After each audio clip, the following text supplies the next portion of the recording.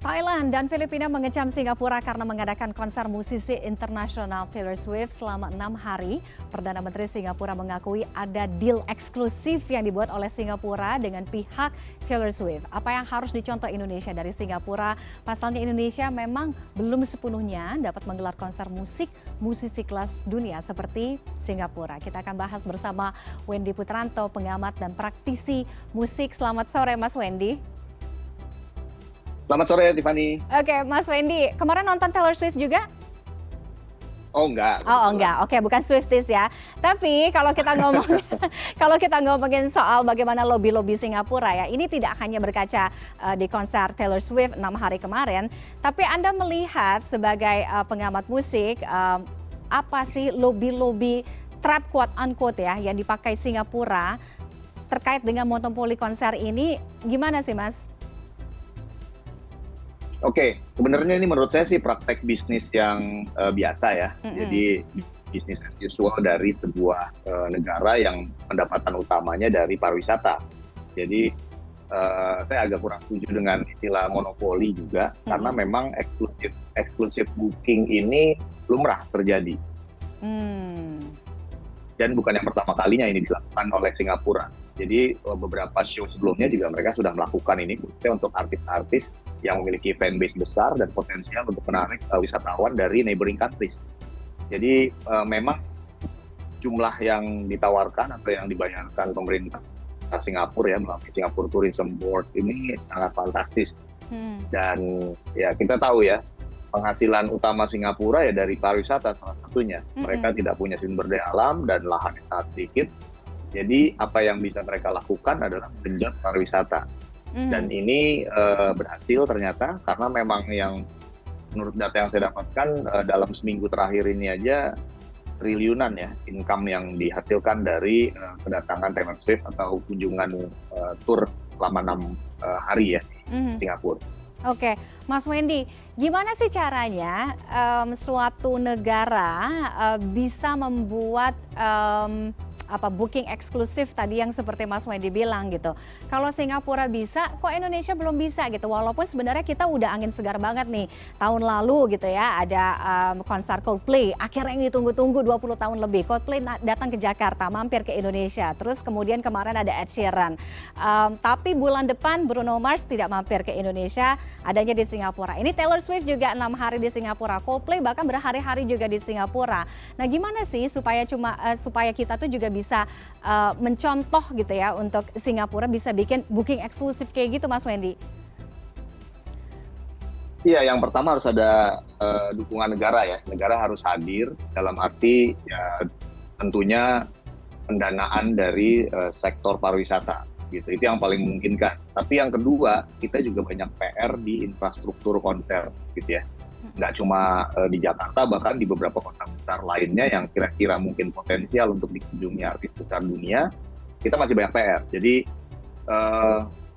masalah integrasi transportasi publik gitu ya, masalah venue konser itu juga sangat terbatas di sini, dan tentunya belum terintegrasinya pariwisata yang ada di Jakarta ya. Dan ini menurut saya satu hal yang harus kita contoh dari Singapura gitu. Kunjungan ke Singapura oleh turis-turis Indonesia yang sebagian besar penonton konser kita itu ke sana, menurut saya memang tidak hanya sekedar nonton, tapi mereka juga akan menginap gitu ya.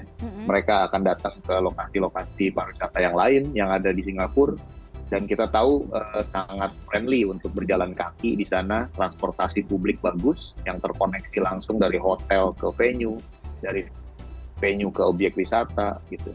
Nah ini yang belum bisa dilakukan di Jakarta terus terang.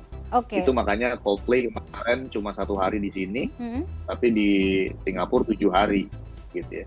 Jadi menurut saya banyak PR yang harus dilakukan oleh ya Kementerian Pariwisata dan Ekonomi Kreatif ya, dan tentunya dari teman-teman promotor di sini. Jadi masih banyak kendala yang bisa ya untuk mewujudkan cipratan Swiftonomics ini terjadi di Indonesia.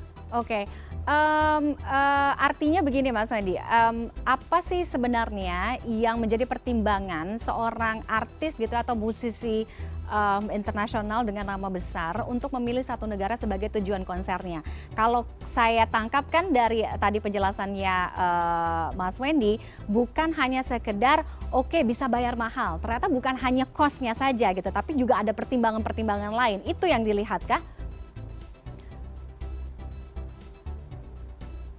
Ya, yang pasti kalau dari sisi booking agency atau manajemen artis dari Taylor Swift, yang paling utama pastinya income yang akan dilihat gitu ya. Dan kemudian infrastruktur penunjang produksi konser mereka. Karena dibutuhkan infrastruktur yang kuat ya, pendukung dari sound system ya, visual, kemudian venue-nya sendiri, bagaimana akses puluhan ribu orang ini bisa masuk berbarengan dan kemudian keluar berbarengan dengan selamat, dengan aman, dengan nyaman. Itu juga menjadi pertimbangan-pertimbangan dari tim booking agency dan manajemen. Tapi yang paling penting buat mereka nomor satu ya tentunya covernya berapa, gitu ya. Kalau mereka bisa membuat konser Taylor Swift selama 6 hari di satu tempat, buat tim produksi band tersebut juga memudahkan. Karena artinya mereka bisa mendapatkan uang dalam jumlah yang lebih besar, tapi tanpa harus memindahkan logistik ke beberapa negara ya untuk membuat katakanlah 6 show di 6 negara. Itu tingkat kerumitannya jauh lebih complicated dibandingkan hanya menggelar 6 show di satu negara seperti Singapura. Jadi buat saya tetap pertimbangan utamanya adalah berapa yang didapatkan oleh mereka ya. Itu yang jadi pertimbangan nomor satu. Dan dari kendala logistik, kendala teknis itu juga diminimalisir dengan hanya menggelar satu show saja di tempat tersebut. Bayangkan kalau mereka harus keliling Asia Tenggara ke 6, mereka harus memboyong produksi konser yang mungkin ratusan ton ini dengan jumlah rombongan yang puluhan orang biasanya, 60 orang minimal, dan kerumitan perizinan, kerumitan perpajakan, kerumitan birokrasi yang ada di masing-masing negara. Tapi Singapura ya kita tahu memang salah satu yang cukup terkenal ya untuk bisa mewujudkan semua itu. Gitu. Dia dimudahkan lah dari sisi birokrasi, perizinan, pendanaan bahkan. Beberapa hari yang lalu, minggu lalu kita juga sempat dialog dengan Menteri Sandiaga Uno dan memang mengakui bahwa infrastruktur Indonesia memang belum sepenuhnya maksimal. Untuk itu kedepannya akan ada Indonesia Tourism Fund ya 2 triliun rupiah dari pemerintah untuk bisa mengenjot itu untuk mengadakan event-event skala lokal bahkan sampai internasional. Apakah ini menjadi good solution, Mas Wendy? Iya, mudah-mudahan ya, karena kan sementara Pak Sandi itu akan berakhir jabatannya di Oktober ya. Jadi mudah-mudahan ini bukan cuma lip service ya, bukan cuma omong-omong gitu ya. Kita berharap ini memang kenyataan gitu. Karena itu tadi bahwa yang akan menentukan kebijakan pariwisata berikutnya adalah di rezim berikutnya. Jadi untuk sekarang ini ada ide seperti itu cukup buat saya cukup bagus dan cukup menghembuskan kabar baik, tapi realisasinya yang penting gitu, karena bukan hanya sekedar menyediakan dana tapi pembenahan infrastruktur gitu ya. Bagaimana integrasi antar stakeholders di pariwisata ini bisa terjadi gitu, antara hotel dengan venue, antara hotel dengan transportasi, objek wisata, itu semua harus padu gitu, karena kalau enggak ya akan sulit kita untuk mengejar ketertinggalan dengan neighboring country gitu, seperti Singapura ini. Indonesia bukannya tidak bisa karena kita sudah membuktikan beberapa konser besar gitu ya, dari mulai Blackpink, kemudian ada Coldplay, kemarin juga Ed Sheeran, bahwa kita bisa untuk juga menggelar konser serupa. Jadi kita tunggu aja langkah konkret dari pemerintah untuk bisa mengadakan konser skala internasional dengan artis-artis besar. Mungkin aja Adele nanti mampir ke sini atau mungkin YouTube, kita lihat ya, mungkin nanti juga ada list dari Mas Wendy. Terima kasih Mas Wendy Putranto sudah bergabung dengan CNN Indonesia Connected sore hari ini. Selamat sore. Selamat sore, terima kasih Tiffany.